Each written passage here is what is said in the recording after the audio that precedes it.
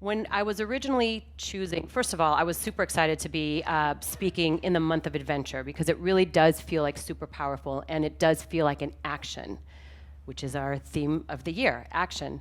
And Adam and I were talking about what songs would be great, and suddenly he said, "Well, what about Won't Back Down?" And I thought that is perfect because when I think of an adventure, I think of I am not backing down or backing away, and I think sometimes we confuse the way we think things as risks or challenges. But if we see them as adventures, it's something that you want to move forward to. So when Adam brought this song and he said, "How about Won't Back Down?" I was like, that is the song. I don't even think Tom Petty realized he was a metaphysician, but he is. So I think of this as an adventure into the self. I won't back down. I stand my ground. That's an adventure. That's an invitation to adventure into the self. And for me, that looks like first acknowledgement, then acceptance, then allowing, and in the end, as our theme says, taking action.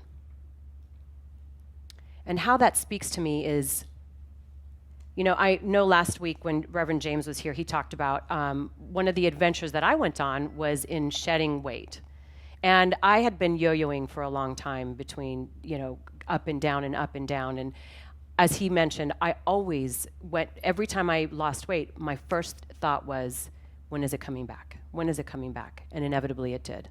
Until that day came where I was like, no, I'm done.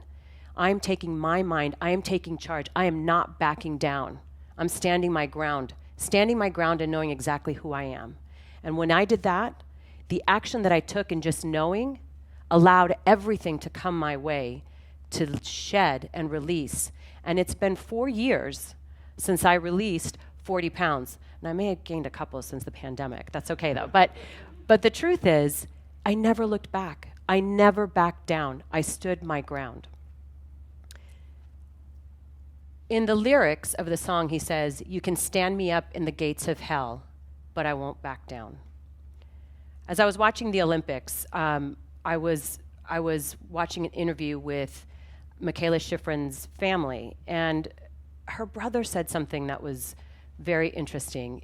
Her father had passed away in the middle of one of her competitions, and they sort of thought that she might pull out of the competition. And her brother said to her, "Dad wouldn't want you to pull away. He'd want you to stay in it." And she said, "Well, I feel like I'm going through hell." And he said to her, "Well, when you're going through hell, keep going." And this is something that Reverend Eric says often is, make it a place of reference and not a place of residence. And the only time, and yes, things do come up that are hard, that we need to deal with in a very specific way. But a lot of things that come up for us are the things that come up for us in our mind. How we deal with things, how we see things, how we address things. It happens first in our mind. And if we make that hell a place of residence, we don't have the opportunity to reference what's going on as the adventure, as the gift, as the ability to grow and move past it. When I started my journey in spirituality, it took 3 times for me to actually stay in it. It was so interesting. Like, ever since I was a young girl, I was always attracted to religion. I wanted to know all the religions. I grew up Catholic, and so Christianity was already part of my life. But I wanted to know about Judaism. I wanted to know about Islam. I wanted to know about Hinduism. I wanted to know about everything there was. I wanted to visit as many places as there was to visit. And when I finally found a place that was a new thought philosophy, I thought, this is my home. It incorporates everything that I'm hearing, everything that I'm learning, everything that I believe. This is my home. I feel connected to new thought. I feel connected to religious science. I feel connected to the words of Ernest Holmes. And so I stayed in it, and then I watched my world fall apart. It just crumbled. Everything, lost a job, out of a relationship, like it crumbled. And so I thought, oh, maybe this isn't the right place for me. Let me go back to where I was because that was comfortable. And so I ran back, and sure enough, got my life back together. Everything was fine. I was trekking along. I was comfortable. I wasn't anything but comfortable. But there was that yearning inside that said, and this is not about there is a home for everybody. And that home calls to you. And my home that called to me was new thought. And so as I was staying in my comfort zone, I felt that pull to go back. So I went back. I thought, all right, with a little bit of trepidation, I did go back. And I stayed in it until my world fell apart again.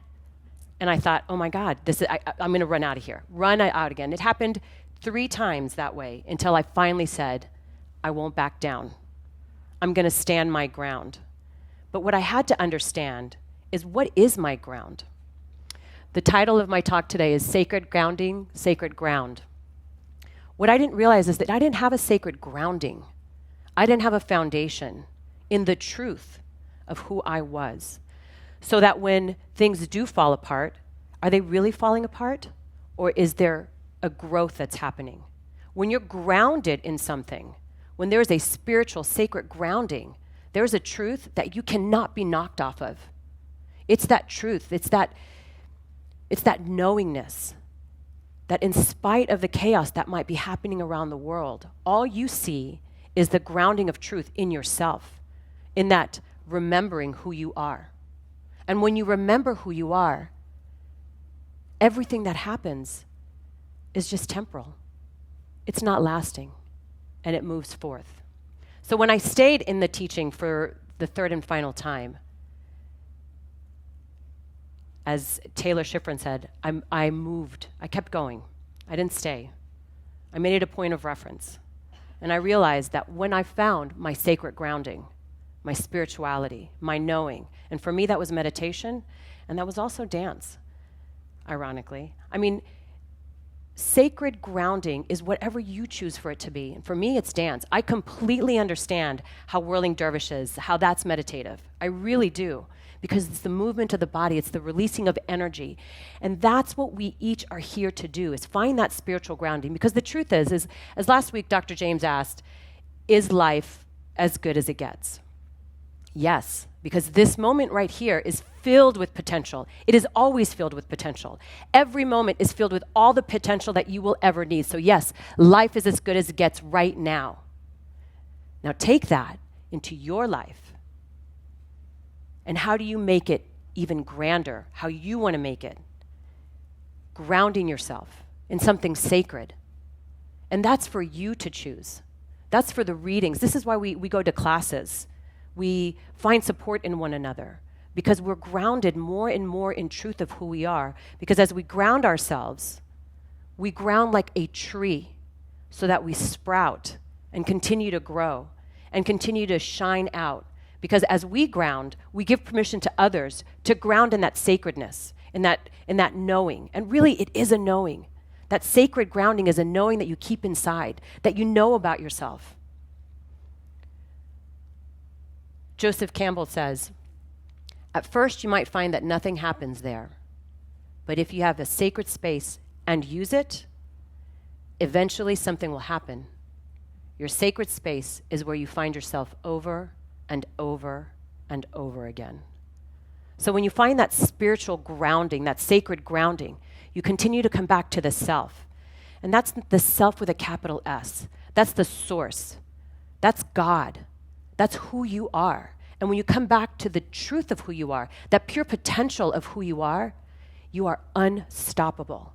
And that sacred grounding that you have, you realize that you are on sacred ground. And by virtue of birth, you are on sacred ground because you're on that ground. You are divine, and that land that you stand on, that mental space that you stand on is sacred because you make it sacred, because you've had a sacred grounding that brings you back to the truth of who you are. In the words, he says,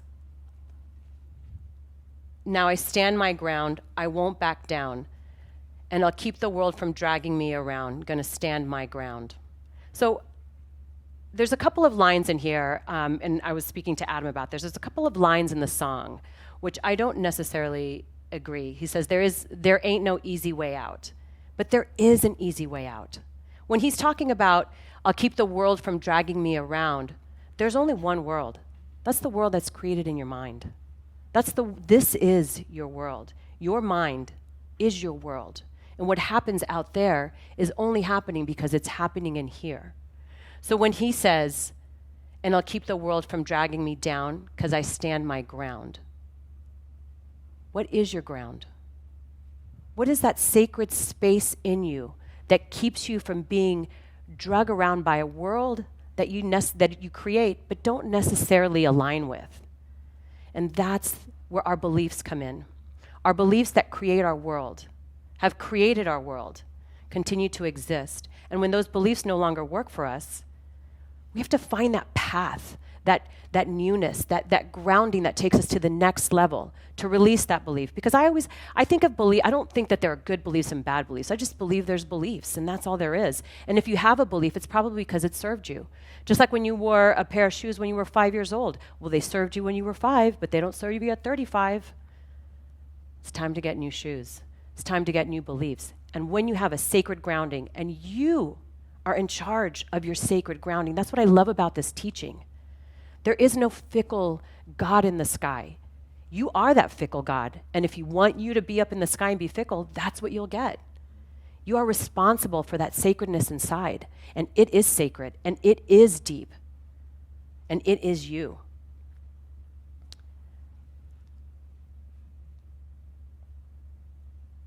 He goes on to say, well, I know I'm right. I got just one life. In a world that keeps on pushing me around, but I'll stand my ground. Well, I know I'm right. Well, I know I'm right.